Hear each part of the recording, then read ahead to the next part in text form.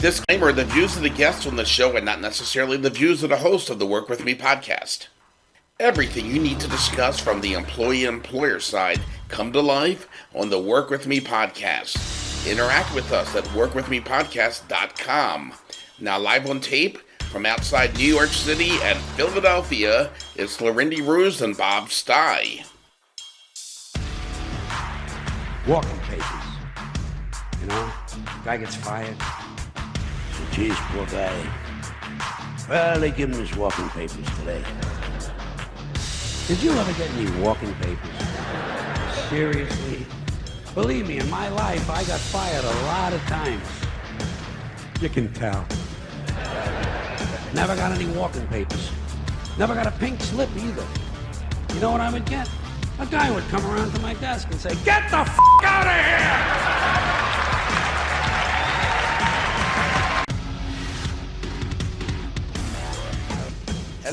Hello, how you doing, everybody? Just like that, this is our 10th podcast. Time for some celebration. I guess in the podcast world, you used to make it one or two, and then you go, all right, this isn't working out, let's move on. Nope. The big number 10. 10, a big number. So thanks for everybody who listens, who has spread the word, who's been tuning in, and our wonderful guests. I want to thank Stephen Ricks of LuxRed, who was on last week, talking about luxury homes and luxury buildings. Today, wow, we got a great guest. I'm going to geek this one up because I'm so excited about this. I'm going to probably butcher his last name too. Adonis Tsilimparis. He is a film and TV composer, and he uses a lot with jingles. Now, I'm a radio geek, so my whole life's about jingles. I hear a radio station call it or jingles, or a commercial or TV jingle. I'm like a dog drooling, so I got a lot to ask him about the current jingles, or a commercial or TV jingle. I'm like a dog drooling, so I got a lot to ask him about the current condition of the jingle world. And I think I'm also going to write him some keywords about our podcast so he can give us our very own jingle. Last time I did this was back in, wow, I'm dating myself, 1992 when I was in college radio. I had a musical guest who was a friend of mine who, he had his guitar with him. So I said, I'm going to write you 20 keywords about the show. You come up with a jingle offhand. And he did it. And luckily, I found it up on YouTube. So this is very old. You're not going to get any of the references, but this is what a successful jingle sounds like. I take you back to WRCM, Bronx, New York, Manhattan College, 1992.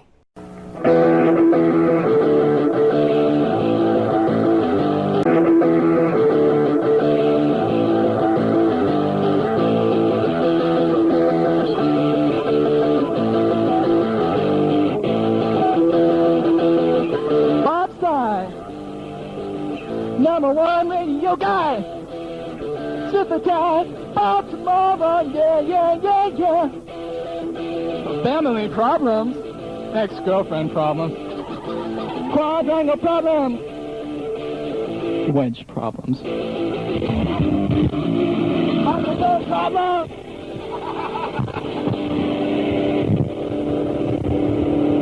No more problems. So funny, cheesy. So funny, cheesy. Jingles. Telephone. No limit. Bob at ruseadvisors.com. Larendee at ruseadvisors.com.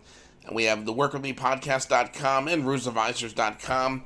So, really, whenever you need, reach out to us. We'd love to talk to you and do business with you.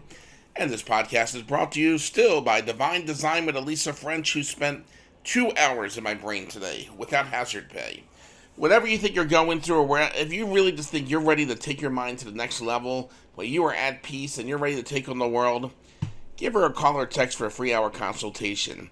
509-638-4329, 509-638-4329. Tell her you heard about it on the Work With Me podcast. So, Adonis is coming up in a few minutes. I'm excited about that. And last week, I talked about my experience in the first call center I worked at back in, I guess it was 98 or whatever.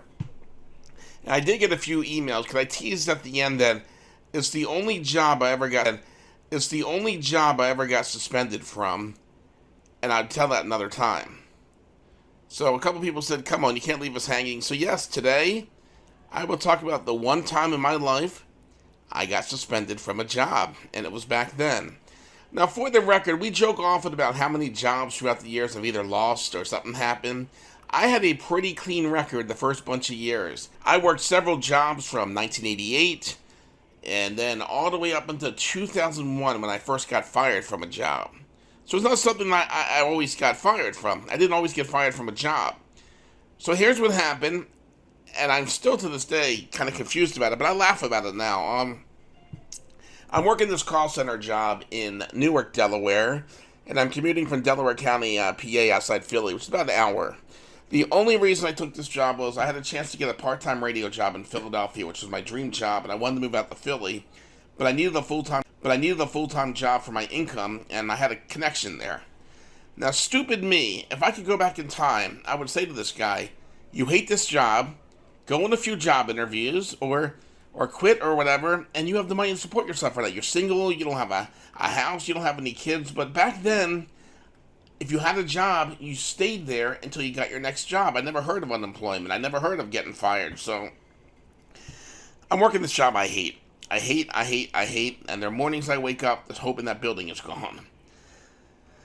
I am not getting along with my current manager.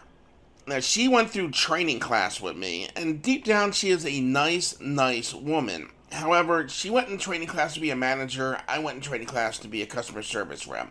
Neither of us had any training, I believe, in this. So we took the same training class, but she got to sit in the fancy booth and boss people around, and I had to be on the floor dealing with stuff. One of the many traffic. My shift was 7 a.m. to 7 p.m. 4 days a week. If you've never been in Philadelphia traffic, you have no idea how horrible it is. I mean, I would wake up early enough, shower, hop in the car. So a few times I was a little bit late, maybe like a minute or two or whatever. So this one day, I'm running late. And one thing about me, I am so punctual. I freak out when I'm in traffic. It's something I cannot stand. I have to be on time. So I leave her a message, a voicemail. Hey, it's Bob. I'm stuck in traffic again. I'm sorry. I'll get there as soon as I can. I can work after my shift. Whatever. I get to my desk. And she's greeting me. I'm like, hello, you got my message? She goes, I'm going to write you up because you're late. I can't do her southern accent, so I'll just talk in a regular voice. I said, I left you a message. I can't help the traffic, and I'll make this up another shit. Only a few minutes late. No, I'm going to write you up. Now, the reason I was furious was, just a few days ago,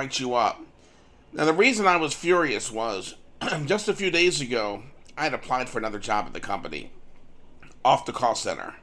And what I'm thinking is, if I get written up, there's no way in heck they're going to hire me in this new department. And that was my key out of the call, or my key out of being on the phone there. So an argument starts. And I'll say this, I was not very professional that day. And she's telling me to lower my voice. And I'm looking at her, I'm saying, I can't get written up. I want to switch departments. Look, I'll make this up. I'll stay after work. So she wasn't budging at all. And I think she made some type of snide comment like, well, maybe you shouldn't be up so late doing radio work or something. That was her, like, condescending thing. So I got mad. And she walks 5 feet away, and I have my fists in the air, and I maybe pounded my desk twice like that. Not professional, I agree. Stupid. And she told me, get off the phone so you can calm down. And I told her I'm calm. So a few minutes later, I get back on the phone. The next day, I go to work, and I'm on time, and a gentleman from HR is at my desk. He's like, hey, we got a couple people that went for offering me the job. Cool. So I tell my boss, hey, I got a meeting in HR or whatever. She goes, sure. I log off. He brings me into the room and leaves and shuts the door, and it's just these two guys and me. These guys introduce themselves from HR, and they shake their hands. The one guy says to me, look, anytime there's a conflict or an issue here at the office, it's our job to determine what's really going on. And I look at him, I said, I have no idea what you're talking about. And he gets real quiet. It's been reported that you made a verbal threat to your manager. These guys have no idea who I am. This freaky pacifist vegetarian. Plus, and I'm not saying she was fat. She was just a tall girl. This Southern girl could have taken me on pretty good. I'm a weakling. So they asked me, and I say, no, that didn't happen. And I say, no, that didn't happen. And the one guy's like, the other guy who was pretty nice goes, all right, well, we're just, following a report just to make sure everything's kosher. And the other guy's like, are you sure you didn't say that? And I guess they had some weird threat I made on her, which never happened. So I said, yes, I'm sure. It never happened. So he goes, can you give me some people who could verify that you wouldn't do this? And I said, yeah, I picked like 4 people there who I've been friendly with that worked around me, I joked around with. They were there. They know it didn't happen.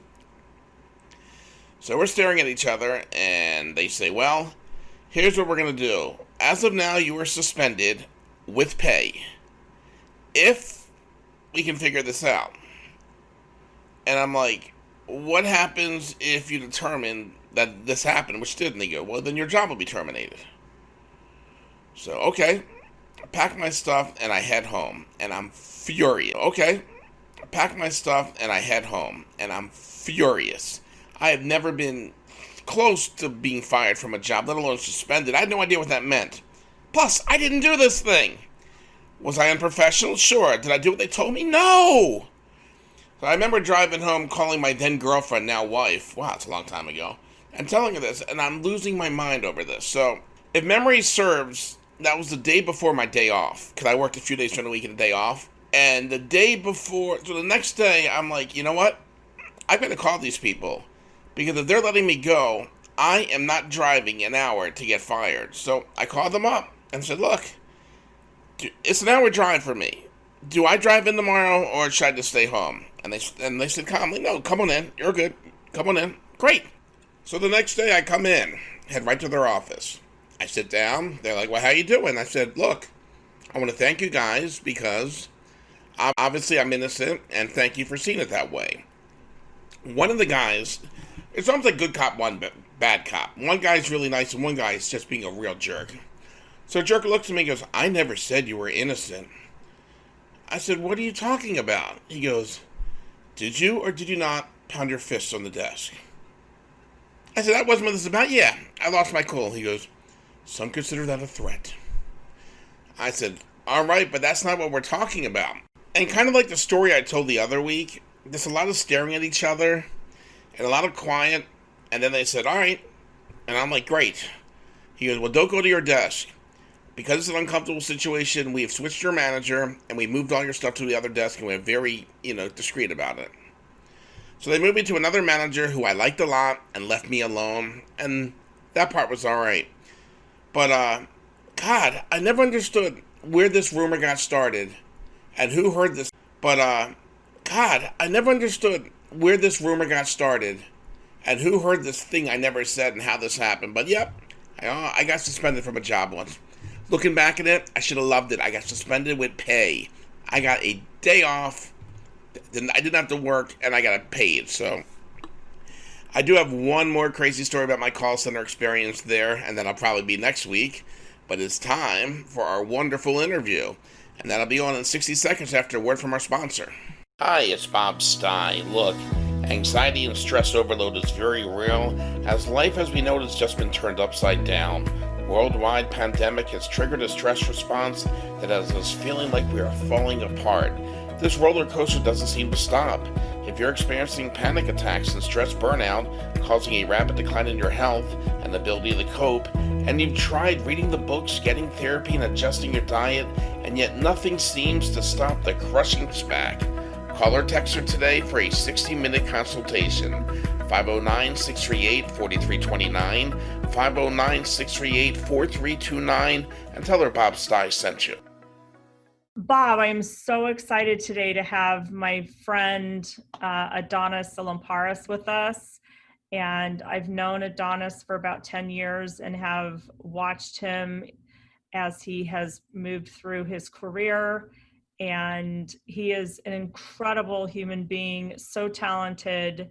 And there are some people that you meet in life that you think you must have known them before, and you get that sense from Adonis that maybe in some other space and time we were connected on some level. And you, Larendee. Yeah.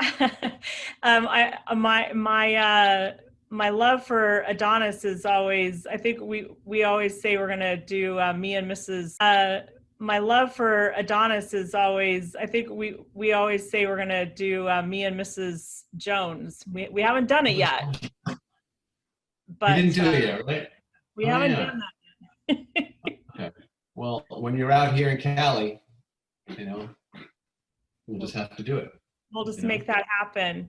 So I just want to introduce Adonis to our guests. So in the mid-90s, Adonis became a staff writer at a commercial jingle house called Fearless Music, where he wrote and performed countless commercial ads.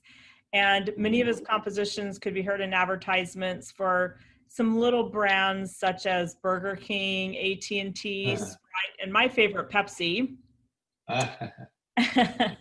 Although I haven't had any for 7 years. That's another podcast. But if I did consume cola, it would be Pepsi.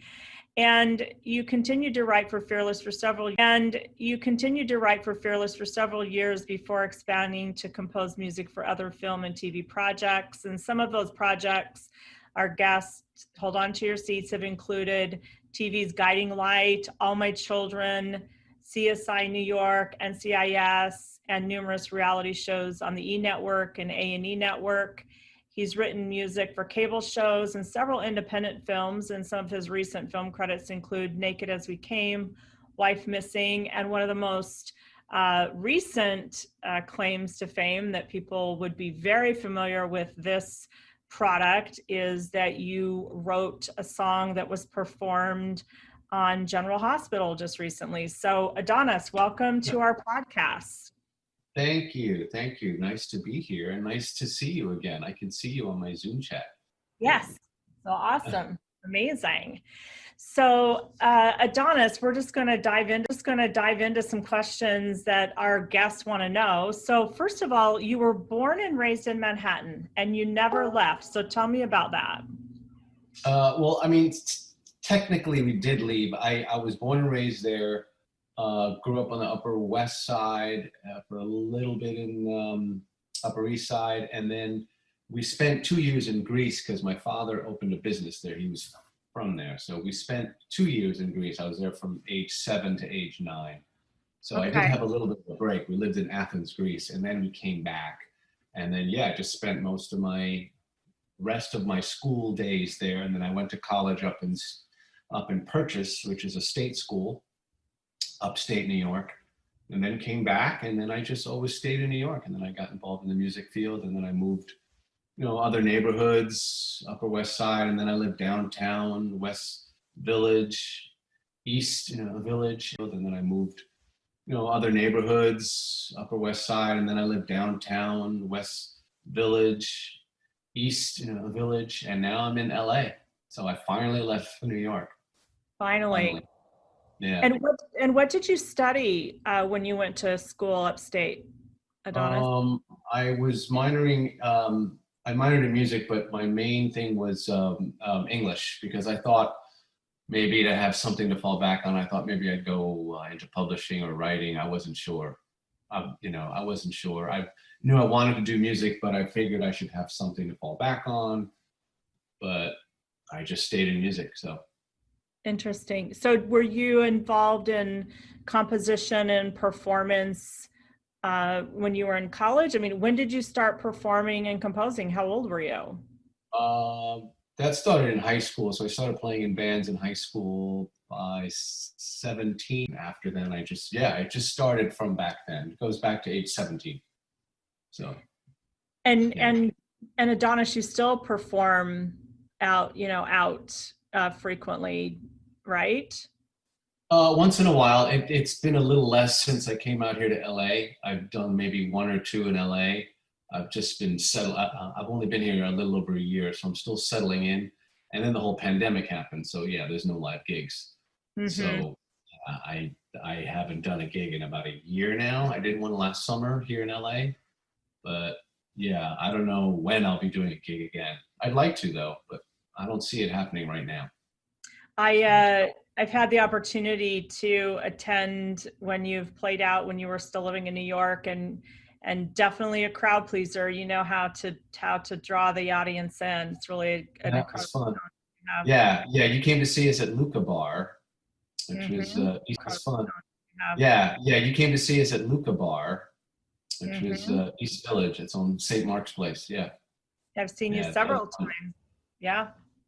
Yeah. Yeah, unfortunately, I have a lot of friends in New York who are musicians who perform all the time, and they've been out of work since March, since this whole pandemic. So it's been hard on them. And how do you feel that that's been? I know a lot of, or a few maybe is a better way to say it, performers who've tried to host virtual events or concerts, and I mean, does that work? I mean, have you attended any of those? I mean, what do you Yeah, think? I mean, I've done it for my friends because I have friends who've been really asking me to see it. So yeah, I go on and I see some live streams, and it's nice, but it's not the same. The whole thing about a live show is that you're there, and the energy's there, and you're hanging out with other people, and you're drinking, and it's different. So it's not as much, Mm-hmm. but Well, it's not the same. we might have to gather some of our clients, Bob, and hire Adonis to do a little gig for us. Make it fun. Absolutely. Sure, I'll do it. Yeah, that'd be great. So, and Adonis, maybe some of our listeners would love to have a corporate team building event and give you the same opportunity. I have to say, it would be really a worthwhile experience. So I'm down. Yeah, that'd I'm be down. great. So tell us about your job at the Jingle House, Fearless Music. So tell us what that was like. I always thought it would be fun to write jingles, but I never could figure out how to come up with it. So tell us about that. That was in the mid '90s. I was playing in bands, and then I met this guy one night at a club. He owned a jingle house called Fearless Music. His name was Jamie Lamb, and then I told him I'd like to get involved and like write stuff. So he gave me a chance, and then we did one for a beer company called Pabst. I remember that. Yeah, and it was an ad. This must have been '95 or '96, and I wrote the ad, and I wrote the song, and it aired. It went through, and the ad agency liked it, and then I started making money off of that. And then I was like, okay, I want to do this. And then I did another one for Burger King, and then I did another one for Pepsi, and I was amazed at how much money it is with advertising. It's crazy. I mean, it was just like 30 seconds. I mean, it was 10 times more money than I was making playing out. So I was like, oh, okay, so this is a thing.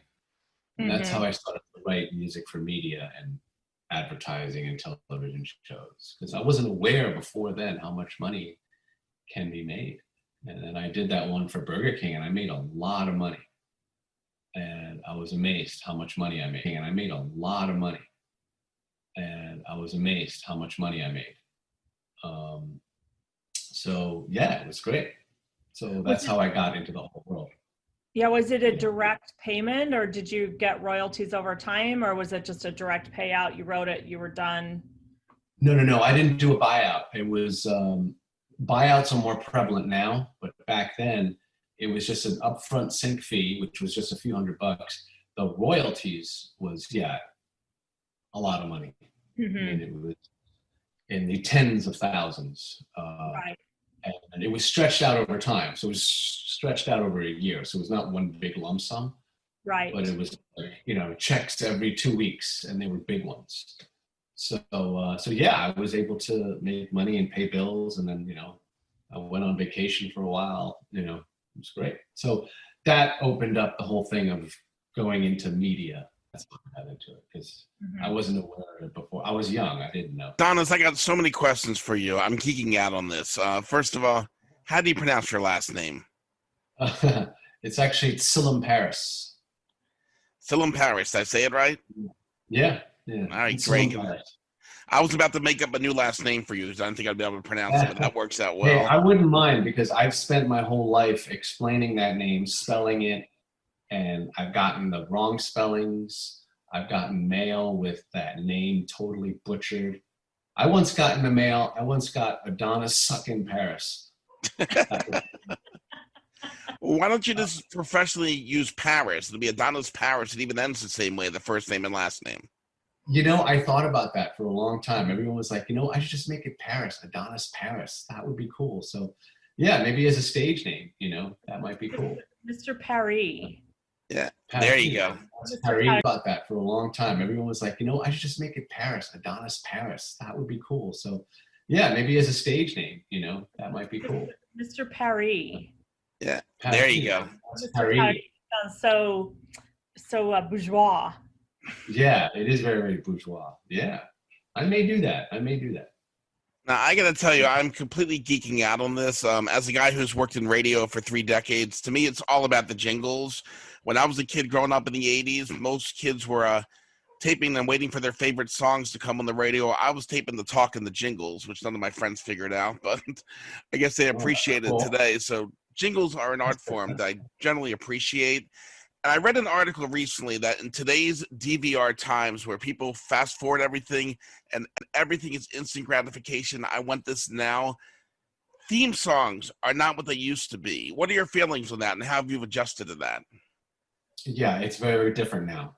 There's no attention span anymore. So it's even more of the jingle is just come down to like a 3-bar phrase. Even like a 4-note phrase, actually. I'm sorry. It should be a 4-note because there's no attention span anymore. So it's got to be little things like, the McDonald's one, da-ba-da-ba-ba, I'm loving it. That is so short, but it works. And they've been doing it now for years now because they can't make it any longer because no one has any attention span. So when I think about my my oldest daughter, Kim, her favorite show in the world is she watches all the repeats of Glee. And their theme song is one word, Glee. That is it. Yeah, that's how it has to be now. It's like it's like memes now. It's like audio, a verse and a chorus in a different section. That's not done anymore. What are some of your favorite classic, either show themes or movie themes or something that sticks out to you? Well, I don't know if you remember, I'm going to show my age here, but there was a show in the 70s called the Rockford Files. Oh, that's a great theme song. Yes. Remember that one? Yes. When I was a kid, I loved it, and I found it, and it's all over. I mean, it's all over the internet. It's easy to find it, but it's a great opening theme. It was brilliant. I don't remember the guy who wrote it. I can't remember his name, but yeah, it's brilliant. That's the best. Yeah, that is a great one. And I used to like how the themes would tell a story, like a Different Strokes or a Facts of Life, where you learned about the show and the theme. Exactly. It would tell a story. Now, they don't even do that. A show starts, it has the little opening thing, and it goes right into it. Yeah, or what about the Love Boat, Bob? Oh, yeah. That's another one. Yeah. Another one. Yeah. I mean, that was a whole song. It had a verse and a bridge and a chorus, yeah, all these songs. But, yeah, all those days are gone. So it's sad. The Partridge Family, the Brady Bunch. You would memorize the theme song. There was an amazing day when you knew all the words to the theme song. You could sing along or sing it by yourself, right? No more. Things are shorter now. Even songs by artists now, the songs are shorter. There's no solo. I mean, back in the day, there was always like a sax solo or like a lead guitar solo. They don't have that anymore. It's just verse, chorus, out, boom. Well, if you also think back in the day, some of these theme songs were so good they became top 40 hits, like a Greatest American Hero or a Welcome Back, Kotter. Sure. Yeah. There was. Remember the show? Yes. They took the song. It was by a guy named Bob something. I don't remember. It's called Angie's Theme, right? Yes, which was taken from an album. So that theme, it's almost like 3 minutes long. It was like a long intro. So it was nice, it was nice to have that. So with all this going on, where do you see the future of writing scores in TV and movies now? Well, this is something that Mark Roos and we deal with a lot at the SCL, which is a Society of Composers and Lyricists, what we're fighting for. There's some trouble in the horizon for actual, writers like me, because a lot of companies are just using libraries now, and they're very cheap, and you can just go in there and take little audio snippets. And they're very cheap, and you can just go in there and take little audio snippets for very little money. So they're like, well, why do we need a composer now? So this is something that we've been fighting for a long time, and we've done well. I think it's going to be challenging in the future, but so far we've managed to keep things going. When it comes to scoring a movie, you still need a composer because there's so much back and forth. But for the little commercials, I don't know. You know, it's. I'm going to put you on the spot now. This podcast, we have a wonderful opening theme by Mark Ruse. We have a wonderful closing theme by Mark Ruse. Do you think you could give us a jingle to go somewhere in the middle that we can use each week? Yeah, sure. I mean, I can come up with something. Yeah, you know, I can work on something. Yeah. I'm sure Mark did an amazing job. So I'm going to have to hear this. You have to listen to the opening, see what you think. And Bob does such a great job with the production that it works for whatever. Awesome. Yeah, it's high energy. I call it going to a rave. On the Work With Me podcast. Yeah. Get juiced up before you go to work. Your employer will love it. So Adonis, I was listening to some music with my boys. They're young men now in their 20s. We were driving to Brooklyn the other day, and they said, Mom, what do you want to play? And I said, I want you to play Deacon Blues. They said, oh, I've never heard of that. So we played it. Wow. And they were so mesmerized, like you talked about with the instrumentals. And, you know, it tells a story, right? About this man and his love for music, but also how like it gets him through so much. Maybe we can have maybe there'll be some music come out of this current time that takes us back to those places where our attention span won't be so short and we'll actually sit with stuff a little bit. I mean, do you think that's possible?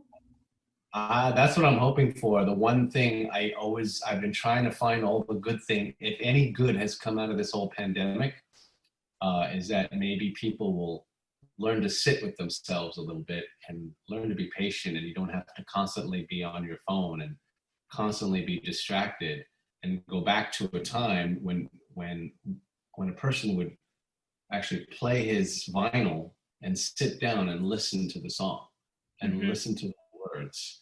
And, you know, unlike now where people just will like listen to 5 seconds and then that's it. So I'm hoping that that's one thing that came out of this whole pandemic. If there's anything good, maybe it's that, you know, you have to sit there and be that, you know, you have to sit there and be with yourself and with your thoughts. A lot of people, you know, don't know how to do that, you know. Sometimes it's good to just sit there and, you know, sit with your thoughts. As uncomfortable as it may be, you have to sit with them because they're part of you. And, you know, a lot of people don't know how to do that. So they're constantly distracted with, you know, Instagram, Facebook. You know, I caught myself last night, we were watching a movie and I'm like watching the movie and I'm on Instagram at the same time. While I'm like, what are we doing? You know, I never did this back in the day. I would sit and watch the movie. Right. But I do the same thing. I'm usually like looking out what's going on the BBC or something like that. You know, there was a time. So 2 points. I'm like, I remember when I was in junior high, being on the Columbia Record Club and being very thoughtful because I could only order so many albums. So you really thought about, you know, what you had heard on the radio and then what you could bring into your home whenever you wanted it. And they're really being, I mean, I had a whole collection where I was really thoughtful and I learned so much, you know, just even reading the back of the album covers that you're not going to be able to do on Spotify, right? Now, Larendee, hold on. Before he answers that, you know you don't have to pay that money back. You got those 50 CDs for a penny. All you had to do was change your, or so I hear. All right, go on. You wouldn't know. You wouldn't know, Bob. No, I heard this. I heard this from somebody. No, I remember, you know, even Barry Manilow, because I'm a Fanilow. I'm just going to say it. Fanilow and Michael Bolton, they're my heroes. Although Michael Bolton was not on Columbia Records back in the 70s. He hadn't quite arrived yet. But I remember, you know, making up dance moves and really, connecting to that. So it is a little bit of different time, isn't it? Yeah, Songs I don't envy. One side of me feels sorry for the young kids nowadays because they didn't have that cherishing moment. Mhm. I remember being a kid and I wanted to get my own copy of Dark Side of the Moon because my older brother had it and then he went to college and I didn't have it. So I had to save money and I went and bought it. And at the time, $8, $9 was a lot of money. Mm-hmm. And I Right. saved the money, got it. And I came home and I was so excited. And that was when you would open up the thing, had liner notes, it would have some posters inside, it would have like a booklet. Mm-hmm. It was a whole experience. I was so excited. And then like I hung up the posters, I had the booklet, it would have the lyrics in the back. It wasn't just the music, it was the whole package. And it was special, Right. Now it's whatever, just go online. Even the smell of the record store, right? I grew up in a small town in Wyoming. We didn't have a record store. That's why I had to belong to Columbia House. But I remember going to a city big enough to walk into a record store. I still can remember the smell of the record store. It was a whole, like you said, a whole experience of the whole really experience, yeah. And Yeah. not Yeah. even hearing the album or the songs before. This is your first time you heard it. They weren't leaked anywhere. So this is your first Exactly. private listening of the whole album. It was a great experience. right. Yeah, maybe you heard the hit song on the radio, but you didn't hear the other songs, and you're like, "Oh, what's the other songs like?" Right. So, and then you would sit and listen to the whole thing. Mhm. Or the I didn't have single. anything else, to like distract me. Songs like, Right. So, Or- and then you would sit and listen to the whole thing. Mhm. Or the I didn't have single. anything else, to like distract me because I was just me in my room. I didn't have a television in my room. So Mhm. I had to sit there and focus on it and listen to it. So Mhm. now I don't understand how kids, keep anything in there with all this distraction. I don't know how they, retain any knowledge. How they do that is beyond me. Mm-hmm. Right. I remember the single, the hit was maybe on side A. What was on side B? Exactly. Oh, the filler. Side B was 99% the filler. The song that didn't make the album. Sometimes Exactly. Yeah. sometimes I like side B better than I liked side A. You never knew. Once in a while, I compare the B side of a record to opening baseball cards, getting the checklist. It's something you did not want. Exactly. Really? Yeah. So And then until they played it, because you Mhm. knew that they would, and you just had to sit there and wait. And I'm like, oh, and there it is. So yes. that's a bygone era. So this is the Work With Me podcast, and so we're talking about work and what people do to fill their days. Adonis, when Roost Advisors works with individuals, especially in entertainment and especially in the music industry, and we've led a lot of workshops and done a lot of variety of different things with music groups. And when I've had the privilege of being in front of composers, and very often they're up and coming composers, I always share that one of the reasons I love working with people who are involved in music, who are really so connected, not just from a training perspective, but really connected to what they do. It's so inspiring because, in my opinion, when you have the opportunity connected to what they do, it's so inspiring because, in my opinion, when you have the opportunity to either create or participate, perform music, it's the closest we can get in this temporal physical existence to touching the hand of God. There's something divine about it. So I'd like to go back to when you talk about just sitting with ourselves and just being with ourselves. Is there any part of you, or would you talk about that part of you that has that deep connection for you that helps you get up and do the work that you do every day? Because it's not an easy business, but you're so committed to it. You share about that. Yeah. For what I do and any other composer, and I'm sure Mark Roos will say the same thing. I mean, a lot of it is when you're trying to write stuff, you need to sit with yourself. So for guys like us, we do this a lot. We'll sit there and try to reach inward. And some of it has come out in like negative ways. As I mentioned earlier, a lot of divorces have happened because of this, because I think a lot of people have had to face realities about who they really are, you know? So, I mean, in order to be, I mean, if you're able to sit in a room without any distraction and just be by yourself, you know, and get through the weird stuff in your head, just get through, because there is something great on the other side. You know, I think you need, you know, to actually do that. And that's what, I mean, that's what monks have done for centuries, you know, people who meditate, you know, and I think this is good for people, you know, because when you have so many distractions, you know, you never get to those places in your head that need to go. You need to get there. So I think it's a good thing at the end of the day, but it might be scary at first. And but it might be scary at first. And visit the dark side of yourself and say, "Oh, Jesus, I'm really screwed up, man. I'm really messed up in the head." That's okay, you know. It's okay to acknowledge it, I think. It's so interesting. Yeah, so interesting you talk about that, Adonis. We've had Dave Brisbane on our podcast, Bob, and he's actually starting a book study tonight called The Dark Side of the Psyche, and looking at being bold enough to really look at that. And it's going to be a book study about that. And he kind of looks at some of the contemplative ways, really what Adonis you're talking about is it's not just about meditating in the morning and meditating at night, but it's really leading a more contemplative, thoughtful life throughout the day. And so I know at the Work With Me podcast, we really believe that contemplation is something that we carry throughout the day that inspires, energizes, and moves. That contemplation is something that we carry throughout the day that inspires, energizes, and moves our work forward. And whether are you a musician or we say a butcher, baker, candlestick maker, you will find more joy in your work when you really can bring yourself to it. Really powerful. Absolutely. Yeah, but I think a lot of people are afraid to get existential.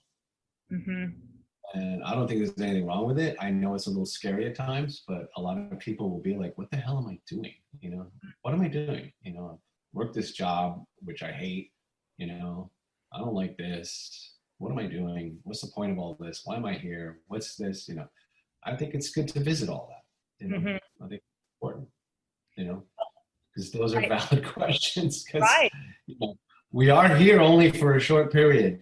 One day, all of us are going to be gone. So, you know.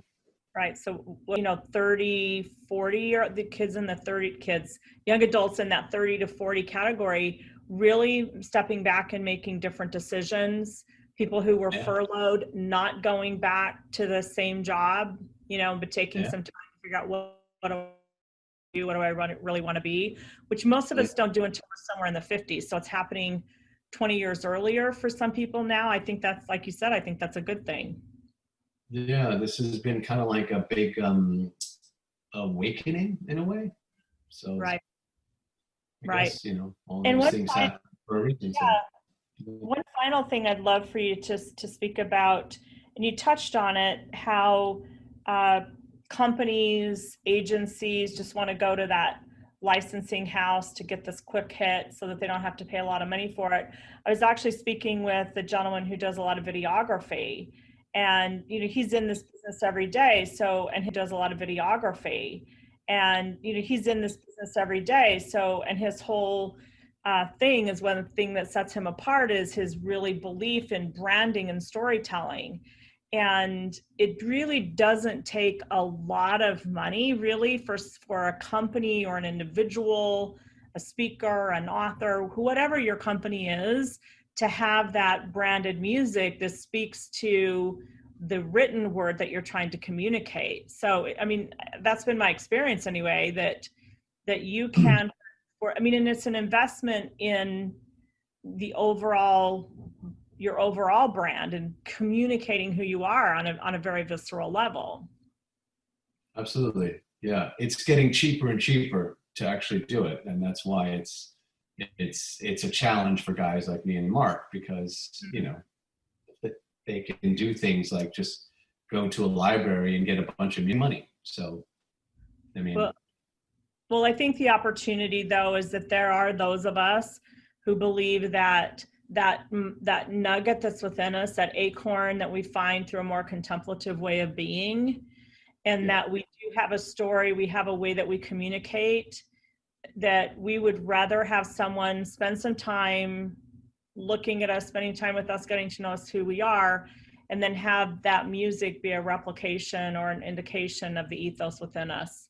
So we're hoping that one of the things that will come out of this is that, you know, we have incredible, talented, thoughtful, contemplative composers like yourself, Adonis, that are available to help companies and individuals tell their story in an incredible way. It's like, imagine this incredible movie, and you know, Mark always says that I do a really good job when my score just kind of sits underneath and you don't notice me so much. But says that I do a really good job when my score just kind of sits underneath and you don't notice me so much. But there are times in movies where the music is so incredible that it's memorable. And imagine having that for your brand. Imagine having that kind of memory about your brand, that connection, because music does have the ability to communicate on a soul level that words can't express. So I think there is that. Yeah, no, I mean, I think the music library thing will work for a lot of the agencies, but there are moments where they won't be able to find what they can, you know, what they're looking for in this library, and they won't be able to like manipulate it, you know, so they can download something, you know, so they can download something easily for like $100, but can they change it? Can they manipulate it? That's when they have to call guys like me and Mark. So I think we'll still be in demand for a while. Right. It's just going to change. You just have to adapt to the change. Right. So that's all it is, you know. But we'll still be in demand for a while, I think. You know, what'll happen far in the future, I don't know. But for now, you know, at least the next 10, 20 years. So we'll see what happens after then. You know, that'll be far in the future, 100 years from now, when someone can conjure up a melody in his head and then the audio will just appear in thin air. Who knows? Right. You know? It still requires the ethos of that divine person to communicate to that other divine person. So we haven't quite figured out how to take that divine and do just a direct connect. There still has to be this conduit, right? So, and that's the secret. Yeah, that's the secret. Right. Yeah. I mean, if we can figure that out, we can figure out anything. That would be amazing. I mean, maybe that's really the thing, Adonis, is that it's this ability that within you, because I often ask, you know, Mark, I say, where do you come up with this stuff? And he said, it's just within me. So, you know, that ability, and that's really, I always say too, that music is often the thoughts I had, but I didn't know how to put into words. And then someone comes along and writes a song or a piece of music, you know, with lyrics or without lyrics, and then you connect to it and you go, that's what I was trying to say that I didn't have words for. So I think as long as communication is part and parcel to who we are as humanity, we're going to need songwriters to help us convey what we don't know how to say. So absolutely. Yeah, and that's why, you know, like so many people identify with music, and they love, you know, and they love hearing music because it's a way to express emotions that they cannot find, or they can't express it in themselves. So it's hard to put into words a lot of times what you're feeling. Right. You know, sometimes you're not even sure what you're feeling. Right.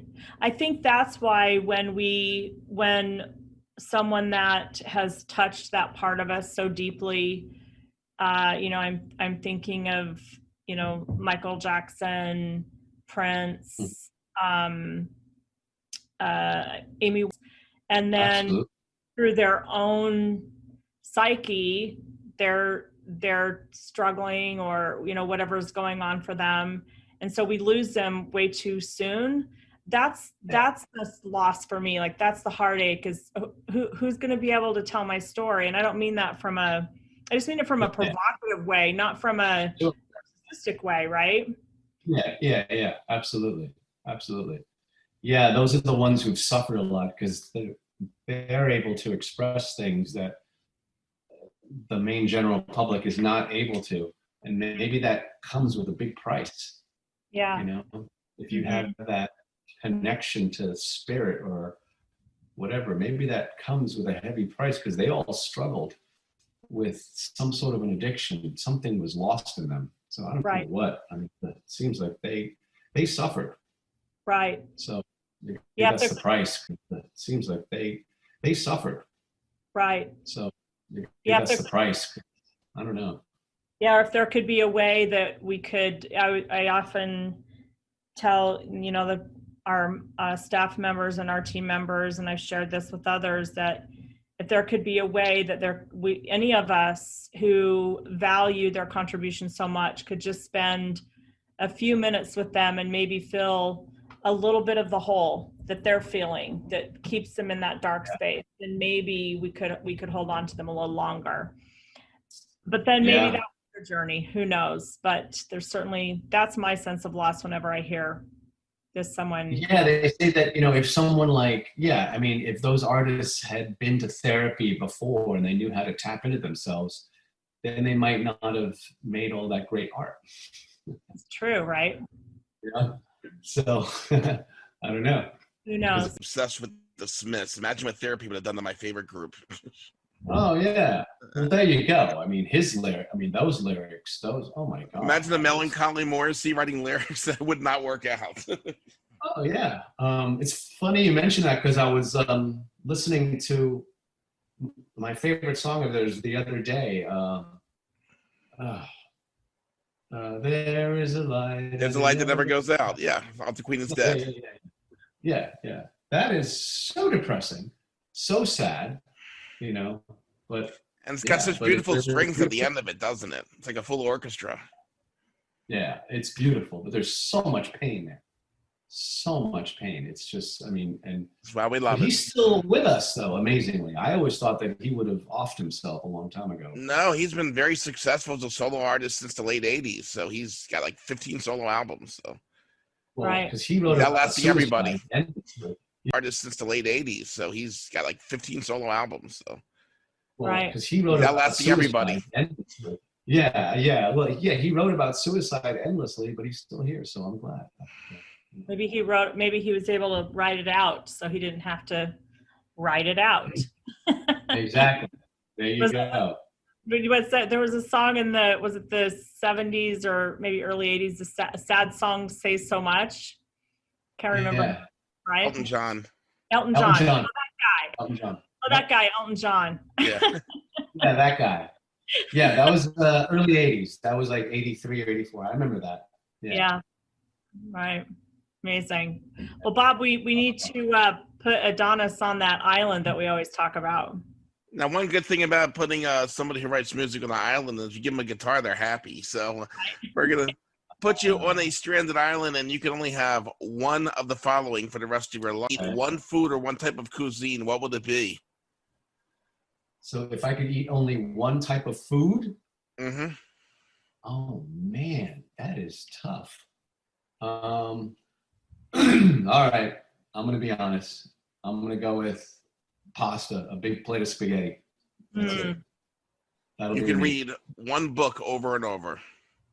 Oh, one book over and over again? Mm-hmm.